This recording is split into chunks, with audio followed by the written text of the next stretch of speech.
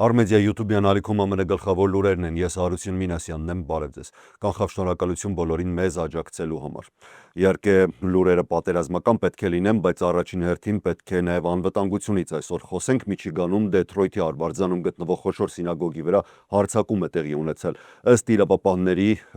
զինված տղամարդ ավտոմեքենայով բախվել է Temple Israel սինագոգի շենքին, որը գտնվում է West Bloomfield Township համայնքում։ Հարձակվողը եղել է զինված, բախումից հետո մեքենան բռնկվել է։ Սինագոգի անվտանգության աշխատակիցները կրակ են բացել հարձակվողի ուղղությամբ ու նրան տեղում վնասազերծել։ Նախնական տվյալներով միջադեպի հետևանքով այլ վիրավորներ չկան։ Սինագոգի ներսում գտնվող մանկական կենտրոնից երեխաները տարհանվել են անվտանգ վայր։ Ծնողներին տեղեկացվել է, որ երեխաներին կարող են վերցնել մոտակայքում գտնվող հրեական համայնքային կենտրոնից, որը գտնվում է ոստիկանության պաշտպանության ներքո։ Տեղի իշխանությունները ժամանակավորապես փակել են շրջակա դպրոցները եւ հայտարարել անվտանգության ռեժիմ։ Դեպքի վայրում աշխատում են բազմաթիվ ոստիկաններ եւ դաշնային գործակալներ։ Temple Israel-ը համարվում է Միացյալ Նահանգներում ամենամեծ սինագոգերից մեկը, որն ունի մոտ 12,000 անդամ եւ իրականացնում է կրթական ու համայնքային ծրագրեր։ Ոստիկանության ներկայացուցիչները նշել են, որ դեռևս վաղ է խոսել հնարավոր ահաբեկչական դրդապատճառների մասին, քանի որ հարձակվողի ինքնությունը եւ շարժառիթը առայժմ պարզ չէ։ Նախագահ Դոնալդ Թրամփը մեկնաբանել այն հաղորդագրությունները, ըստ որոնց Իրանը կարող է փորձել հարված հասցնել Միացյալ Նահանգներին, հատկապես Կալիֆոռնիայի ուղղությամբ։ Թրամփը նշել է, որ իրավապահ մարմինների տարածած տեղեկությունը հնարավոր վրեժխնդրության ծրագրի մասին այժմ գտնվում է քննության փուլում։ Խոսքը վերաբերում է այն տեղեկությանը, թե Իրանը կարող էր փորձել ծովում գտնվող նավից անօդաչու թռչող սարքեր գործարկել ԱՄՆ-ի արևմտյան ափի ուղղությամբ։ Նախագահը նաև հայտարարել է, որ ամերիկյան իշխանությունները տեղեկացված են այն մասին, թե Իրանի հետ կապված հնարավոր այսպես կոչված քնած գործակալներ կարող են լինել Միացյալ Նահանգներում։ Թրամփի խոսքով նրանց մեծ մասը կարող էր հայտնվել երկրում նախկին վարչակազմի բաց սահմանների քաղաքականության հետևանքով։ Սակայն անվտանգության ծառայությունները հետևում են նրանց գործունեությանը եւ տեղյակ են նրանց մեծ մասի գտնվելու վայրի մասին։ Միաժամանակ Կալիֆոռնիայի իշխանությունները նույնպես արձագանքել են այդ տեղեկություններին, թե Իրանը կարող է անօդաչու սարքերով հարվածել ԱՄՆ արևմտյան ափին։ Կալիֆոռնիայի նահանգապետ Գևին Նյուսոմը հայտարարել է, որ նահանգի համար առայժմ անմիջական սպառնալիք չկա, թեև իրավապահ մարմինները տեղյակ են նման հնարավորության մասին։ Նրա խոսքով իշխանությունները մշտապես ուշադրության կենտրոնում են պահում նման ռիսկերը եւ պատրաստվում են նույնիսկ ամենաբաց սցենարներին։ Իրանի նոր գերագույն առաջնորդը առաջին անգամ հրապարակային հայտարարություն է արել Իրանի դեմ ընթացող պատերազմի ֆոնին, հնչեցնելով կոշտ եւ սպառնալիքներով լի ուղերձ։ Այաթոլլահ Մոջթաբա Խամենեին հայտարարել է, որ Իրանը չի հրաժարվի վրեժ լուծելու իր նպատակից։ Նրա խոսքով Իրանը պատրաստվում է պատասխանել ոչ միայն իր նախկին առաջնորդի եւ ռազմական ղեկավարների սպանությանը, այլ նաեւ պատերազմի ընթացքում զոհված յուրաքանչյուր իրանցու մահվանը։ Խամենեին ընդգծել է, որ Իրանի պատասխան գործողություններն արդեն սկսվել են, սակայն դրանք դեռ ամբողջությամբ չեն ավարտվել։ Խամենեին նաև սպառնացել է, որ եթե պատերազմը շարունակվի, Իրանը կարող է բացել նոր ռազմաճակատներ տարածաշրջանում եւ ընդլայնել ռազմական գործողությունները։ Նա նաև կոչ է արել Պարսից սոցիալ-արաբական երկրներին փակել իրենց տարածքներում գտնվող ամերիկյան ռազմական բազաները, հայտարարելով, որ Միացյալ Նահանգների անվտանգության խոստումները կեղծ են։ Մերձավոր Արևելքում պատերազմը շարունակում է սրվել նոր հարվածներով, մեծ թվով տեղահանվածներով եւ լայնածավալ ռազմական գործողություններով։ Իսրայելի բանակը հայտարարել է, որ սկսել է օդային հարվածների նոր ալիք Լիբանանի մայրաքաղաք Բեյրութում։ Հարվածներից առաջ իսրայելական բանակը նախազգուշացրել է բնակիչներին կոչ անելով լքել հարավային Բեյրութի մի շարք շրջաններ եւ տեղափոխվել ավելի անվտանգ վայրեր։ Իսրայելի պաշտպանության բանակի խոսնակ գեներալ Էֆի Դեֆրինը հայտարարել է, որ վերջին գործողությունների ընթացքում հարվածներ են հասցվել ավելի քան 20 հրթիռային կայանների, ինչպես նաև Հեզբոլայի մի շարք ռազմական կառույցների։ Ընդհանուր առմամբ պատերազմի ընթացքում Լիբանանում խոցվել է մոտ 1000 ռազմական ենթակառուցվածք, իսկ սպանվել ավելի քան 350 զինյալ։ Պատերազմի սրման հետևանքով Լիբանանում արդեն ձևավորվել է լուրջ մարդասիրական ճգնաժամ։ Վերջին տվյալներով մոտ 1 միլիոն մարդ ստիպված է եղել լքել իր տունը եւ տեղափոխվել երկրի այլ շրջաններ։ Մարդասիրական ճգնաժամը խորանում է նաև Իրանում։ ՄԱԿ-ի տվյալներով պատերազմի պատճառով Իրանում արդեն մինչև 3,2 միլիոն մարդ է տեղահանվել։ Միաժամանակ շարունակվում են Միացյալ Նահանգների ռազմական գործողությունները Իրանի դեմ։ Ամերիկյան բանակը հայտարարել է, որ ռազմական գործողությունների մեկնարկից հետո հարվածներ է հասցրել ավելի քան 6000 թիրախի։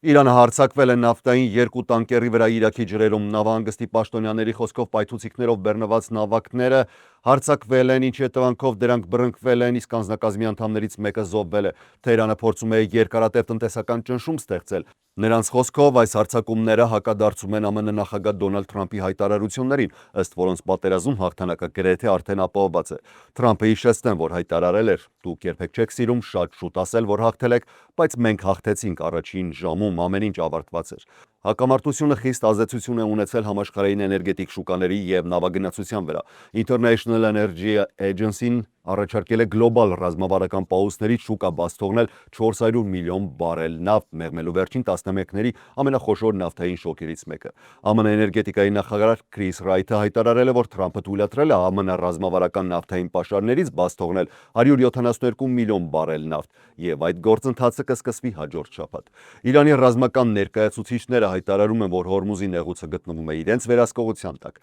Տեղեկությունների համաձայն այնտեղ տեղադրվել են մոտ մի քանի տասնյակ ծովայինականներ, ինչը ել ավելի է դժվարացնում շրջափակման կոտրումը։ Վաշինգտոնում Սենատի զինված ուժերի հանձնաժողովում կայացել են լսումներ, որի ընթացքում ամերիկացի գեներալները եւ սենատորները քննարկել են Իրանի հետ ընթացող պատերազմի հետևանքները, ՆԱՏՕ-ի անվտանգությունը, ռազմական պատրաստվածությունը եւ գլոբալ էներգետիկ իրավիճակը։ Մասնակցել են Եվրոպայում ԱՄՆ զինված ուժերի հրամանատար եւ ՆԱՏՕ-ի գերագույն դաշնակից հրամանատար Ալեքսուս Գրինկևիչը, ինչպես նաեւ ԱՄՆ տրանսպորտային հրամանատարության ղեկավար գեներալ Ռանդալ Ռիդը։ Մի շարք սենատորներ քննադատել են Իրանի դեմ պատերազմի որոշումը, հայտարարելով, որ այն լուրջ ճնշում է գործադրում ԱՄՆ ռազմական համակարգի վրա։ Նրանց խոսքով պատերազմը մեծ ծանրաբեռնվածություն է ստեղծում օդային փոխադրումների եւ վառելիքի լիցքավորման համար օգտագործվող ամերիկյան հնացած ինքնաթիռների վրա։ Գեներալ Ռանդալ Ռիդը հաստատել է, որ Մերձավոր Արևելքում գործողությունները պահանջում են մեծ ռեսուրսներ, սակայն ընդգծել է, որ Միացյալ Նահանգները փորձում է պահպանել նաեւ այլ տարածաշրջաններում նախատեսված զորավարժությունները եւ ռազմական համագործակցությունները դաշնակիցների հետ։ Լսումների ընթացքում քննարկվել է նաև ժամանակակից պատերազմի բնույթը։ Սենատորները նշել են, որ Իրանը ակտիվորեն օգտագործում է համեմատաբար էժան անօդաչու սարքեր, որոնք կարող են արժանալ ընդամենը 20-ից 50,000 դոլար, սակայն մեծ վնաս են հասցնում ամերիկյան ուժերին ու դաշնակիցներին։ Ըստ նրանց, սա ցույց է տալիս, որ ժամանակակից պատերազմը արագ է փոխվում եւ Պենտագոնը պետք է արագացնի նոր տեխնոլոգիաների ձեռքբերման գործընթացը։ Սենատորները նաև բարձրաձայնել են մտահոգություններ Ռուսաստանի եւ Չինաստանի հնարավոր դերակատարության վերաբերյալ։ Գեներալ Գրինկևիչը իր հերթին ընդգծել է Եվրոպայում ամերիկյան ռազմական ներկայության կարևորությունը։ Նա նշել է, որ Եվրոպայում ունեն այնպիսի հնարավորություններ եւ ենթակառուցվածքներ, որոնք թույլ են տալիս արագ ուժեր տեղափոխել եւ իրականացնել գործողություններ այլ տարածաշրջաններում։ Լսումների ավարտին հայտարարվել է, որ նիստի հաջորդ մասը կանցկացվի փակ ձևաչափով, որտեղ սենատորները եւ ռազմական ղեկավարները կքննարկեն գաղտնի ռազմական հարցեր եւ ընթացիկ գործողությունների մանրամասները։ Իրանը փորձում է բոլոր հնարավոր ճանապարհներն օգտագործել, որպեսզի ճնշում գործադրի Միացյալ Նահանգների վրա։ Կիբերանվտանգության փորձագետները զգուշացնում են, որ Իրանի կողմնակից հաքերները սկսել են ակտիվ կիբերհարձակումներ իրականացնել Մերձավոր Արևելքում եւ աստիճանաբար թիրախավորել նաեւ Միացյալ Նահանգներում գործող կառույցները։ Մասնագետների կարծիքով վտանգի տակ կարող են հայտնվել ամերիկյան պաշտպանական կապալառուները, էներգետիկ ենթակառուցվածքները, ջրամատակարարման համակարգերը եւ այլ կարևոր հաստատություններ։ Հաքերական խմբերը հայտարարել են, որ իրականացրել են կիբերհարձակում ամերիկյան բժշկական տեխնոլոգիաների արտադրող Stryker ընկերության դեմ, ըստ տեղեկությունների։ Այդ հարձակման արդյունքում խափանվել են ընկերության գլոբալ համակարգերի աշխատանքը։ Հարձակման պատասխանատվությունը ստանձնել է Հանդալա անունով հաքերական խումբը, որը հայտարարել է, որ դա պատասխան է Իրանի դեմ իրականացված ռազմական գործողությունների։ Կիբերանվտանգության փորձագետների խոսքով այդ խմբերի նպատակը ոչ թե ֆինանսական շահն է, այլ տվյալների ոչնչացումը եւ առավելագույն քաոսի ստեղծումը։ Նրանք փորձում են թիրախավորել տվյալների կենտրոնները, արդյունաբերական համակարգերը եւ այլ կարևոր ենթակառուցվածքներ։ Հաքերները նաեւ փորձել են ներթափանցել Մերձավոր Արևելքի տարբեր երկրների տեսախցիկների համակարգեր Իրանի հրթիռային հարվածների համար հնարավոր թիրախները ճշտելու նպատակով։ ՄԱԿ-ի անվտանգության խորհրդում տեղի ունեցել լարված քննարկում Իրանի միջուկային ծրագրի եւ այդ երկրի նկատմամբ միջազգային պատժամիջոցների հարցով։ Նիստը վերաբերում էր այն հարցին, արդյոք պետք է շարունակվի ՄԱԿ-ի 1737 բանաձևով ստեղծված կոմիտեի աշխատանքը, որը զբաղվում է Իրանի միջուկային ծրագրի նկատմամբ սահմանված պատժամիջոցների վերահսկմամբ։ Քննարկումը արագ վերածվել է կոշտ քաղաքական հակամարտության, հատկապես արևմտյան երկրների եւ Ռուսաստանի ու Չինաստանի միջեւ։ Միացյալ Նահանգները, Մեծ Բրիտանիան եւ Ֆրանսիան հայտարարել են, որ 2025 թվականին գործարկվել է Snapback մեխանիզմը, որի արդյունքում ավտոմատ վերականգնվել են ՄԱԿ-ի նախկին պատժամիջոցները Իրանի նկատմամբ։ Արևմտյան երկրները պնդում են, որ Իրանը լրջորեն խախտել է իր պարտավորությունները, շարունակելով բարձր մակարդակի ուրանի հարստացումը եւ սահմանափակելով համագործակցությունը միջազգային ատոմային էներգիայի գործակալության հետ։ Միացյալ Նահանգների ներկայացուցիչը նիստում հայտարարել է, որ Իրանը բավարար հնարավորություններ ուներ կանխելու այս իրավիճակը, բայց ընտրել է չօգտվել այդ հնարավորությունից։ Նրա խոսքով ՄԱԿ-ի վերականգնված պատժամիջոցները նպատակ ունեն սահմանափակել Իրանի միջուկային, հրթիռային եւ սպառազինության ծրագրերը,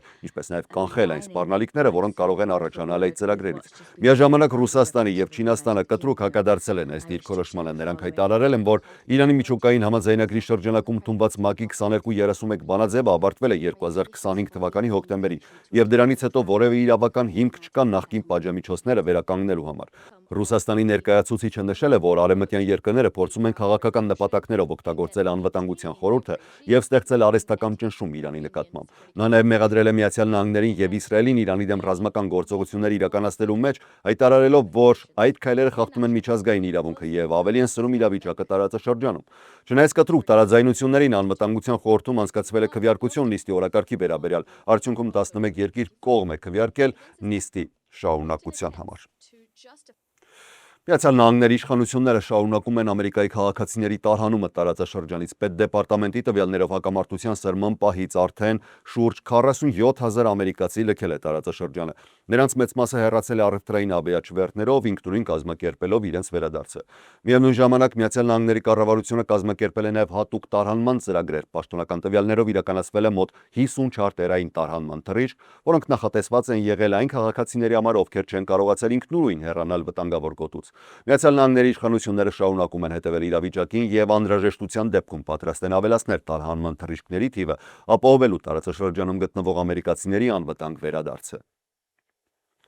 Եվս մեկ հարձակման ու նաև դժբախտ դեպքի մասին Վիրջինիայի Old Dominion համալսանում տեղի է ունեցել հրաձգություն, որի հետևանքով զոհվել է 1 մարդ, եւս 2-ը վիրավորվել։ Համալսանի ոստիկանության ղեկավար Գարեթ Շելթոնը հայտարարել է, որ հարձակվողը նույնպես մահացել է, սակայն առայժմ պարզ չէ, թե ինչ պայմաններում է մահացել։ Նրա խոսքով սկզբում հայտնի էր 2 վիրավորի մասին, որոնց շտապօգնության աշխատողներն էին տեղափոխել հիվանդանոց, սակայն ավելի ուշ պարզվել է, որ կա նաև 3-րդ զոհը, որ ինքնուրույն է տեղափոխվել հիվանդանոց ու հետագայում մահացել։ Մյուս 2 վիրավորները գտնվում են կայուն վիճակում։ Նախնական տեղեկություններով զինված անձը կրակեբացել համալսանի բիզնես դպրոցի շենքում, դեպքից մոտ 1 ժամ անց համալսանը արդեն հայտարարել էր, որ տարածքում այլևս անմիջական վտանգ չկա։ Սակայն համալսանը չեղարկել է դասեր ու դադարեցրել հիմնական համալսարանական տարածքի գործունեությունը մինչև ուրբաթ։ Մարդկանց էլ կոչ է արվել հեռու մնալ, հատկապես Կոնստանտ Հոլի շենքի շրջակայքից, որտեղ շարունակում են աշխատել արտակարգ ծառայությունները։ Old Dominion համալսարանը գտնվում է Նորֆոլք քաղաքում եւ ունի մոտ 24,000 ուսանող։ Այսքանն էինք առանձնացրել օրվա լրահոսից։ Ես Հարություն Մինասյանն եմ։ Շնորհակալ եմ ուշադրության համար։ Խաղաղ եւ առողջ եղեք։